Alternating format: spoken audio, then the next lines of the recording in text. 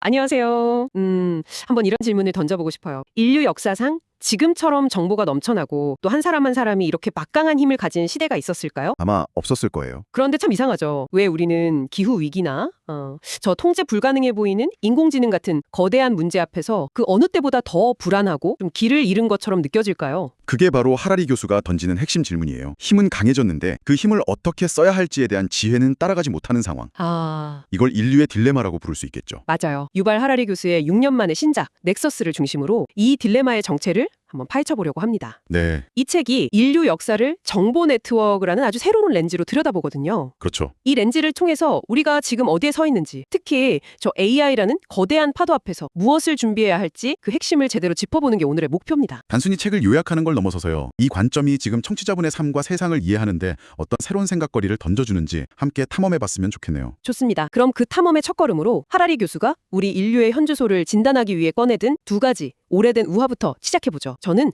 이 시작 방식이 정말 탁월하다고 느꼈어요. 그렇죠. 첫 번째는 그 그리스 신화에 나오는 파에톤 이야기예요. 아, 파이톤. 네, 태양신 헬리오스의 아들인데 자기가 신의 아들이라는 걸 증명하겠다고 아버지의 태양 마차를 몰겠다고 막 고집을 부리죠. 네네. 결국 소원대로 마차의 고삐를 잡는 그 막강한 힘을 얻게 되는데 문제는 그 힘을 감당할 능력이 전혀 없었다는 거죠. 맞습니다. 말들은 막 날뛰고 마차는 너무 낮게 날아서 땅을 불태우고 또 너무 높게 날아서 세상을 얼어붙게 만들고 완전 대혼란이었잖아요. 그렇죠. 결국 제우스가 던진 번개에 맞아 죽고 세상도 자기 자신도 파멸로 이끌고요. 힘은 손에 쥐었지만 그걸 제어할 지혜와 경험이 없는 상태. 바로 그겁니다. 두 번째 이야기도 맥락이 아주 비슷해요. 괴테의 시 마법사의 제자요. 아, 이거 정말 공감 가는 이야기였어요. 스승이 집을 비운 사이에 제자가 어설프게 배운 마법으로 빗자루한테 물을 길어오라고 시키잖아요. 네, 처음에 신나죠. 와, 이제 힘든 일 안 해도 된다. 그런데 멈추는 주문을 모르는 거예요. 맞아요. 빗자루는 그냥 미친 듯이 물을 퍼나르고 온 집안은 물바다가 되죠. 그래서 제자가 당황해서 빗자루를 도끼로 쪼개버리니까. 이번엔 쪼개진 빗자루 두 개가 물을 길어오고요. 상황이 그냥 두 배로 악화되는 거죠. 이게 정말 남의 얘기 같지가 않아요.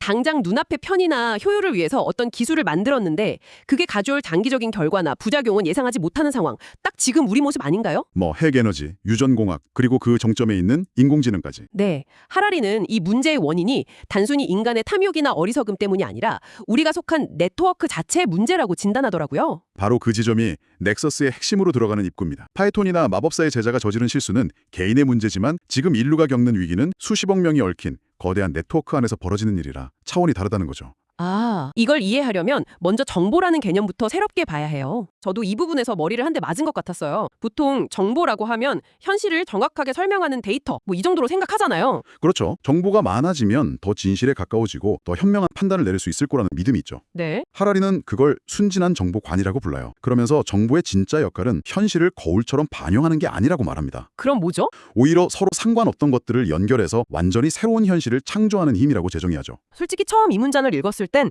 좀 추상적으로 들렸어요. 정보가 현실을 창조한다니 무슨 뜻일까 싶었는데 책에 나온 그 제1차 세계대전의 군용 비둘기 셰르아미 사례를 보고 나서야 아! 하고 무릎을 탁 쳤습니다. 어떤 부분에서 그렇게 느끼셨나요? 이 비둘기가 목숨 걸고 전달한 쪽지 내용이 정말 간단했거든요. 우리는 여기 있다. 포격 좀 멈춰달라. 네, 이 정보 자체는 그냥 몇 개의 단어 조합일 뿐이잖아요. 그렇죠. 그런데 이 쪽지 하나가 독일군에 고립돼서 아군 포격에 죽을 뻔했던 미군 대대와 지휘본부를 연결한 거예요. 바로 그 연결. 그 연결 덕분에 전멸이라는 현실이 구조라는 완전히 다른 현실로 바뀌었죠. 정보가 세상을 바꾼 순간이잖아요. 정확해요. 정보의 본질은 묘사가 아니라 연결이라는 걸 보여주는 완벽한 사례죠. 음악을 한번 생각해 보세요. 음악이요? 네, 베토벤의 교향곡이 현실의 무언가를 객관적으로 묘사하나요? 아니죠. 하지만 수많은 사람의 감정을 하나로 연결하고 함께 행동하게 만드는 엄청난 힘을 가지고 있잖아요. 아, 그러네요. 생명의 설계도인 DNA도 마찬가지예요. 여러 화학 물질 정보를 연결해서 코끼리나 인간 같은 복잡한 생명체를 창조해내죠. 정보가 현실을 엮어내는 실이라는 비유가 정말 와닿네요. 그렇다면 이런 관점에서 봤을 때 인류가 발명한 최초의 그리고 가장 강력한 정보 기술은 무엇이었을까요? 뭐 컴퓨터, 인쇄술, 하라리 교수는 훨씬 더 근원적인 걸 지목해요. 바로 이야기입니다. 이야기요? 네, 우리 호모사피엔스가 네안데르탈린보다 개개인의 두뇌가 특별히 뛰어나서 지구를 정복한 게 아니라고 하잖아요. 그렇죠.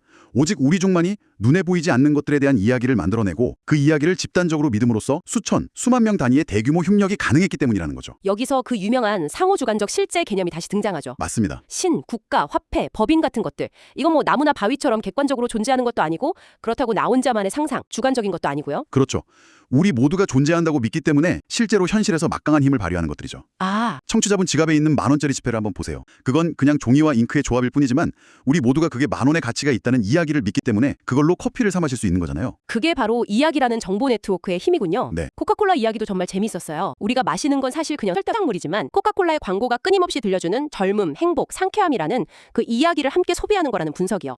움직이는 질서를 창조해요. 종교, 이데올로기, 국가 정체성 모두가 이 거대한 이야기 네트워크 위에서 작동하는 거고요. 맞아요. 이게 인류의 첫 번째 정보혁명이었어요. 자, 그럼 이 강력하지만 때로는 허구에 기반할 수 있는 이야기의 시대를 지나서 인류는 두 번째 정보혁명을 맞이합니다. 바로 문서, 즉 문자의 발명이죠. 네. 문자의 등장은 사회를 어떻게 근본적으로 바꿔놓았나요? 문자는 인류 역사상 가장 효율적인 정리 시스템, 바로 관료제라는 네트워크를 탄생시켰어요. 관료제. 네, 관료제의 본질은 복잡하고 뒤죽박죽인 현실 세계를 서류함과 정해진 서식이라는 네모난 틀 안에 넣어서 분류하고 정리하는 거예요. 아, 사람들에게는 주민등록번호를 부여하고 토지에는 지번을 매겨서 관리하는 그런 식이군요. 그렇죠. 말로만 전해지던 부정확한 정보들을 명확한 기록으로 남기기 시작한 거죠. 이걸 통해서 수백만, 수천만 명을 다스리는 거대한 제국을 효율적으로 통치하는 게 가능해졌겠네요. 그랬겠네요. 정확해요. 세금을 걷고 군대를 징집하고 대규모 건설 사업을 벌이는 모든 일이 문서와 관료제 덕분에 가능해졌죠. 하지만 여기에는 아주 근본적인 문제가 숨어 있어요. 어떤 문제죠? 현실은 관료제의 서류함처럼 그렇게 깔끔하게 나뉘지 않는다는 거죠. 아, 책에 나온 그 구롤라 베어 예시가 딱 그거였어요. 맞아요.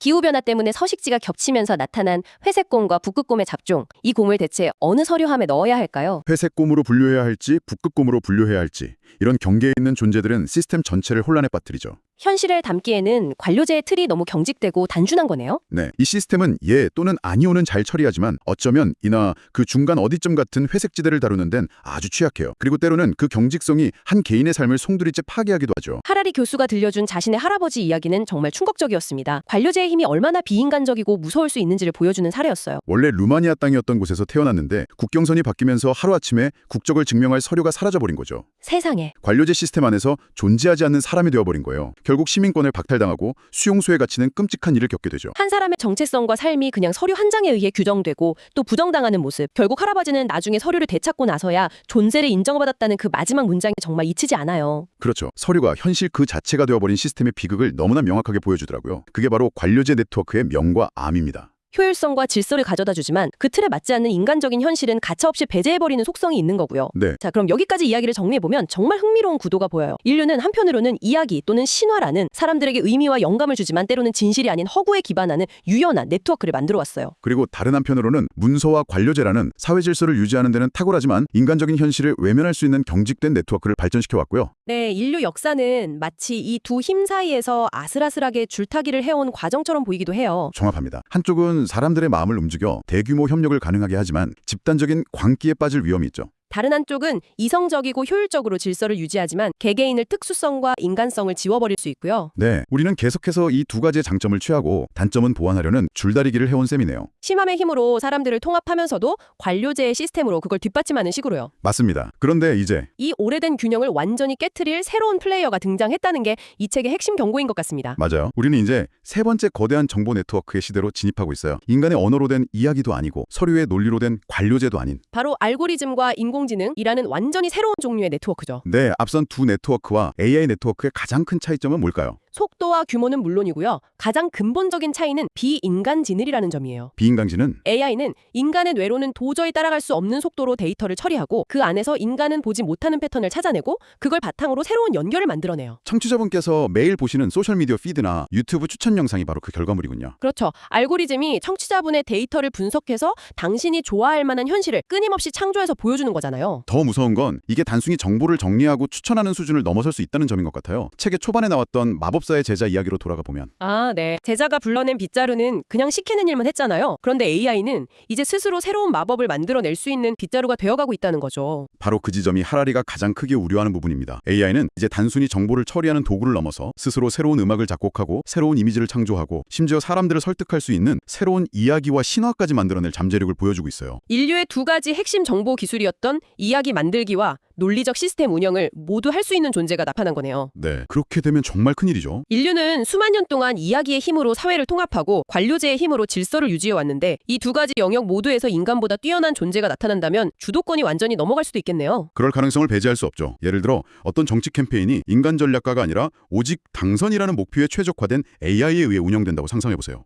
그 AI는 유권자 개개인의 심리적 약점을 파고드는 맞춤형 가짜뉴스와 선동적인 이야기를 무한대로 생성해서 퍼뜨릴 수 있겠죠. 그게 진실인지 우리 사회에 어떤 의미를 갖는지는 전혀 고려하지 않고요. 네, 오로지 효율성만 따지는 거죠. 생각만 해도 끔찍하네요. 결국 오늘 우리가 논의한 핵심을 한 문장으로 요약해본다면 이런 게 아닐까 싶어요. 우리의 딜레마는 힘이 너무 많아서가 아니라 우리가 가진 정보 네트워크가 시대에 뒤떨어졌기 때문이다. 오, 우리는 석기 시대의 뇌로 만든 이야기와 18세기 제국을 다스리던 관료제라는 낡은 운영체제로 21세기의 인공지능 문제를 해결하려는 셈이니까요. 시스템 자체가 미스매치인 거죠. 아주 날카로운 통찰이네요. 넥서스가 우리에게 주는 가장 큰 가치는 바로 그거라고 생각해요. 역사를 보는 새로운 틀을 제공함으로써 현재 우리가 얼마나 기묘하고 위험한 전환점 위에 서 있는지를 깨닫게 해주는 신말이죠. 네, 오늘 유발 하라리의 넥서스를 통해 인류 역사를 정보 네트워크의 진화 과정이라는 렌즈로 함께 들여다봤습니다. 동굴 벽화 앞에서 시작된 구전 이야기에서 점토판에 새겨진 관료제로, 그리고 이제는 우리 손안의 스마트폰을 지배하는 AI 알고리즘으로 이어지는 거대한 흐름을 살펴봤죠. 과거를 이해해야 미래를 제대로 준비할 수 있으니까요. 이 책을 덮고 나서도 계속해서 곱씹어볼 질문들이 참 많은 것 같아요. 맞아요. 그래서 마지막으로 청취자분께도 함께 생각해볼 질문을 하나 던지면서 마무리하고 싶습니다. 파라리는 AI가 단순히 인간을 돕는 도구를 넘어서 독자적인 목표와 의지를 가진 행위자가 될 수 있다고 경고합니다. 만약 앞으로 우리 사회를 움직이는 가장 강력한 신화나 아이디올로기가 인간이 아닌 AI에 의해 만들어진다면 어떻게 될까요? 우리의 정체성, 가치관, 그리고 사회 질서를 만드는 주체가 더 이상 인간이 아니게 될 때 인류의 역사는 과연 계속될 수 있을까요? 우리는 무엇을 마주하게 될까요?